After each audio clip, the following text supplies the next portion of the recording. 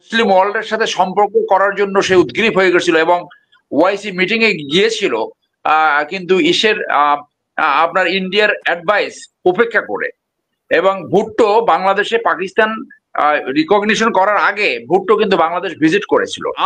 Arm forces কে দুর্বল করার একটা বড় ইয়ে ছিল যে উপরের লেভেলে যদি দুর্নীতি এবং অনৈতিকতা ঢুকিয়ে দিতে পারে, যার জন্য কিন্তু এই আজিজের মতো লোক প্রমোশন পাইয়া সেনাপ্রধান হইতে পারে, শফিউদ্দিনের মতো লোক সেনাপ্রধান হতে পারে। শিক্ষা ব্যবস্থাকে ধ্বংস করছে, নির্বাচন ব্যবস্থা ধ্বংস করছে, গণতান্ত্রিক ব্যবস্থা ধ্বংস করছে। সেইটার অংশ হিসেবে আমাদের আজকে এই ডিফেন্সের এবং এয়ারফোর্সের এই দুর্বলতা, এখান থেকে কাটাই উঠতে হলে এই উইকনেস গুলা আইডেন্টিফাই করতে হবে। বাট যা হচ্ছে, যেটা হয়েছে, এটা তো অবশ্যই একটা দুর্ঘটনা, অ্যাপারেন্টলি দুর্ঘটনা, এবং ধরে নেওয়া যায় যে এর ভিতরে কারো কোনো ইভিল উদ্দেশ্য বা যে ষড়যন্ত্র থিওরিটা যেটা আসছে সেটা মোটেই গ্রহণযোগ্য নয়। কিন্তু আমি এটা একটা অন্য একটা পার্সপেক্টিভে বলতে চাই। গতকালকে আপনারা এখানে আলোচনা করেছি যে 1947 সাল, দেন 71 সালে যে বাংলাদেশ ভাগ হলো, এই ভাগের সময় তখন 1948 সালে নেহরু বলছিল যে তাদের ইন্ডিয়াতে তারা বঙ্গ বলতো, বঙ্গ থেকে কোনো হিন্দুদের ওখানে মাইগ্রেট করার দরকার নাই। পাকিস্তান এবং অন্য অন্য জায়গা থেকে যে হিন্দুরা আসতো তাদেরকে তারা ওয়েলকাম করতো। কারণ কি, সে ভাবছে, তার সেই সময় বক্তব্য ছিল যে এই দেশটা স্বাধীনতা সার্বভৌমত্ব রাখতে পারবে না, এটা ডিসইন্টিগ্রেটেড হবে এবং তাদের ভাষায় পূর্ববঙ্গ কোনোভাবে তারা রাষ্ট্র শাসন করতে পারবে না, একসময় এটা ইন্ডিয়ার অংশ হয়ে যাবে। সো ওই ধারণা থেকে, এই নেহরিয়ান এই থিওরি থেকে, ওই ধারণা থেকে তারা এখন পর্যন্ত সরে যেতে পারে নাই।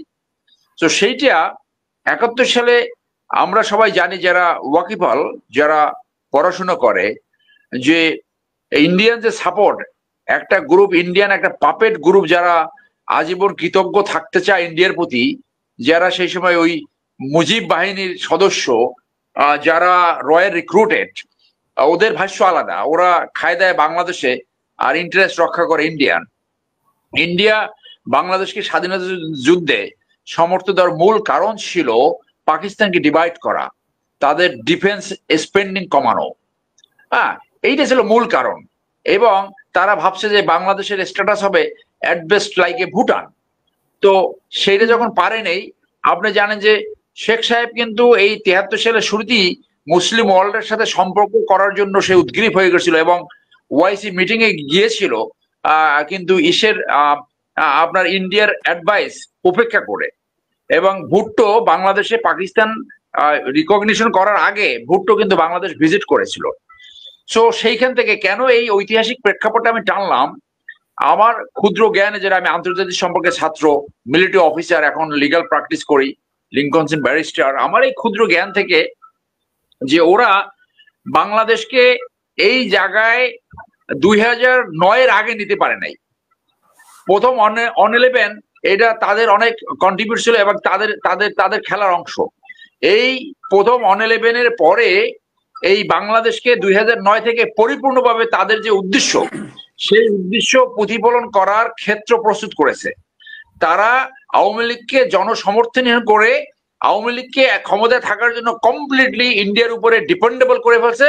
ইন টার্ন ইন্ডিয়া বাংলাদেশকে যেভাবে খুশি সেইভাবে লুটপাট করতে পেরেছে।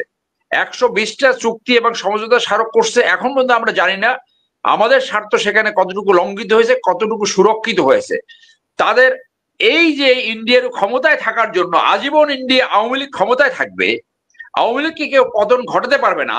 শেখ হাসিনা নিজে বলছে যে আমার পতন ঘটাতে পারে এমন কেউ এই পৃথিবীতে নাই। তো তাকে এই পতন ঘটাতে পারে না, ক্ষমতায় থাকতে হবে ইন্ডিয়ার বদৌলতে, আর ইন্ডিয়া বাংলাদেশকে একটা প্রভিন্স হিসেবে ব্যবহার করবে। সেই পলিসির অংশ ছিল যে আমাদের ডিফেন্স, যে আর্ম ফোর্সেসকে উইক করা, আর্ম ফোর্সেসকে আনপ্রফেশনাল করা, এবং আর্ম ফোর্সেসকে দুর্বল করার একটা বড় ইয়ে ছিল যে উপরের লেভেলে যদি দুর্নীতি এবং অনৈতিকতা ঢুকিয়ে দিতে পারে, যার জন্য কিন্তু এই আজিজের মতো লোক প্রমোশন পাইয়া সেনাপ্রধান হইতে পারে, সোভিয়েত লোক সেনাপ্রধান হতে পারে। এই একই কাজ 3 বাহিনীতে হয়েছে। তার আর একটা প্ল্যান ছিল যে বাংলাদেশে যাতে এয়ারফোর্স ফাইটিং ক্যাপাবিলিটি অর্জন করতে না পারে, এবং সেই সাথে আছে লোক, ব্যবসা এবং আপনি জানেন যে MiG-29 নিয়ে কিন্তু একই কেলেঙ্কারি হয়েছে। 96 থেকে 2001 টার্মে আওয়ামী লীগ কিন্তু ওই MiG-21 এর ধারাবাহিকতায় MiG-29 কিনেছিল, এবং সেইখানে আমরা খুব ক্লোজ সোর্স থেকে শুনেছি সেই MiG-29 নিয়ে কেলেঙ্কারি হয়েছে। উপর থেকে দেখাচ্ছে অরিজিনাল, কিন্তু আপনার কাট প্যাট বিভিন্ন অংশ মিলালে দেখা গেছে যে সব নাম্বার মিলে না, অর্থাৎ পুরাতন যে এয়ারক্রাফট ফাইটার জেটগুলো ছিল সেইখান থেকে অস্ত্র, সেইখান থেকে পার্টস এখানে মিলে তারপর সেটাকে বিক্রি করেছে, এবং সেটা নিয়ে একটা মামলা চলছে। তো সেই ক্ষেত্রে এই যে আমাদের ইয়াং অফিসাররা যারা যারা এয়ারফোর্স জয়েন করে, যারা ফাইটার পাইলট হবে, তাদের জীবন আমরা ঝুঁকির কিভাবে ফেলেছি। যত বলুক যে ইঞ্জিন নিয়ে এটাকে কম্প্রোমাইজ করা হয় না বা ইনস্ট্রুমেন্ট নিয়ে, তারপরও বলা হচ্ছে কি মেকানিক্যাল ফল্ট। মেকানিক্যাল ফল্ট কেন হয়? যখন পুরাতন ইঞ্জিন হয়ে যায় লেমন সেন্সে, এবং সেটা যখন এটাকে মেনটেন্যান্স ঠিক মতন করা না হয়, পুরাতন instrument is subject to more mechanical fault. এটা কেনা জানে? এটা তো আমাদের সায়েন্সের ছাত্র হওয়ার দরকার নাই। আর আমরা তো আর্মিতে চাকরি করাকালীন আমাদের যে পরীক্ষাগুলো হইতো প্রাইমারি মিলিটারি সায়েন্স পড়ানো হতো। তো এইগুলো করায় এই মূল উদ্দেশ্য ছিল যে গত 15 বছরে ইন্ডিয়া বাংলাদেশের যে প্রতিষ্ঠানগুলো ধ্বংস করেছে, ডিফেন্স ইনস্ট্রুমেন্টকে ধ্বংস করেছে, আর্ম ফোর্সেসকে উইক করেছে, আর্ম ফোর্সেসের ভিতরে অনৈতিকতা এবং করাপশন ঢুকিয়ে দিয়েছে, সেইটার রেজাল্ট হইলো এই ট্রাজেডি, এই যে গতকালকে যে ট্রাজেডি ঘটছে। সেখান থেকে উত্তরণ করতে হলে বাংলাদেশের সশস্ত্র বাহিনীকে সবার আগে মুক্ত করতে হবে, যেটা কালকের আলোচনা আপনাকে বলেছি। এবং বাংলাদেশের কোনো নাগরিক বাংলাদেশের স্বার্থ ক্ষুণ্ণ করে যদি এই রয়ের স্বার্থ মানে ইন্ডিয়ার স্বার্থ করে তাদেরকে ধরে তাদেরকে ওই যে রাষ্ট্রদ্রোহী মামলায় বিচার করতে হবে, প্রয়োজন মধ্যে নতুন আইনও করা যেতে পারে। সবার আগে আমাদের সশস্ত্র বাহিনীকে মুক্ত করতে হবে। আপনি জানেন যে রয়ের সাথে কানেকশন করে পানিশমেন্ট দেওয়া হয়েছে মাত্র 10 বছর।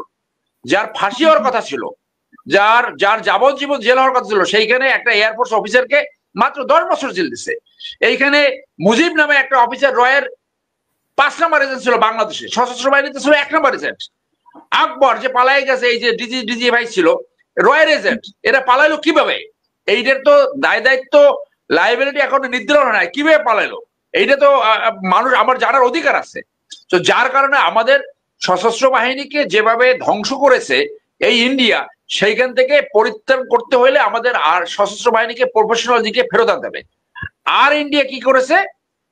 আমাদের অর্থনীতিকে ধ্বংস করছে, আমাদের বিচার ব্যবস্থাকে উইক করেছে, আমাদের শিক্ষা ব্যবস্থাকে ধ্বংস করছে, নির্বাচন ব্যবস্থা ধ্বংস করছে, গণতান্ত্রিক ব্যবস্থা ধ্বংস করছে। সেইটার অংশ হিসেবে আমাদের আজকে এই ডিফেন্সের এবং এয়ারফোর্সের এই দুর্বলতা। এখান থেকে কাটাই উঠতে হলে এই উইকনেস গুলা আইডেন্টিফাই করতে হবে, এবং যারা রেসপন্সিবল তাদেরকে শাস্তির সম্মুখীন করতে হবে, প্রফেশনাল অফিসারকে সামনে আনতে হবে, এবং বাংলাদেশকে ফাইটিং ক্যাপাবিলিটি এয়ারফোর্স আমাদের গঠন করতে হবে, যেটা পাকিস্তান পেরেছে। একসাথে 190টা ফাইটার জেট তারা উড্ডয়ন করেছিল পাকিস্তানের বিভিন্ন টার্গেট হিট করার জন্য। সেইখানে তারা তাদের ফাইটিং ক্যাপাবিলিটি আছে বলে only by air power Pakistan ইন্ডিয়ার এই এয়ার অ্যাটাককে থামিয়ে দিয়েছে। 5টা ফ্লাইট সাথে সাথে ধ্বংস করেছে, সেই পাইলট গুলো নিহত হয়েছে। সর্বশেষ আমরা ট্রাম্পের মুখে সেই কথা শুনতে পেরেছি। আমাদের ওই পাকিস্তানের মতো এয়ার ক্যাপাবিলিটি অর্জন করতে হবে, এবং সশস্ত্র বাহিনীকে ইন্ডিয়ার যে কোনো আগ্রাসন থেকে মুক্ত করতে হবে, এবং আমাদের সেই ক্যাপাবিলিটি অর্জন করতে হবে।